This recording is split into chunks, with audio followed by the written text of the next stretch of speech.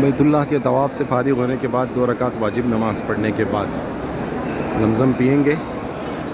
آخری مرتبہ طواف کے بعد جو ہم وہاں پر استلام کرتے ہیں اس کے بعد یہاں پر آئیں گے اور یہاں سے پھر ایک بار استلام کریں گے اور پھر ماشاءاللہ یہاں استلام کرنے کے بعد یہاں سے صفا مروہ کی سعی شروع ہوگی. یہاں سے صفا ہے، یہ صفا سے مروہ ایک سعی ہوگی. دعا پڑھیں گے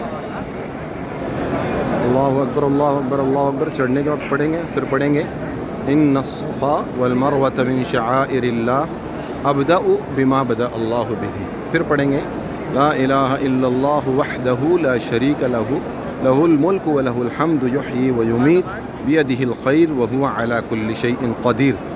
پھر پڑھیں گے لا الہ الا اللہ وحدہ انجز وعدہ ونصر عبدہ وحزم الاحزاب وحدہ. صفا سے مروہ ایک چکر، مروہ سے صفا ایک چکر، پھر مروہ پر وہی پڑھیں گے جو صفا پر پڑھ رہے تھے. اسی طرح سے 7 چکر پورے کریں گے. 7واں چکر ختم ہوگا مروہ پر. پھر 2 رکعت شکرانہ مروہ کی سعی کی نفل نماز الگ کر لیں گے مرد حضرات، اور عورتیں قصر کریں گی.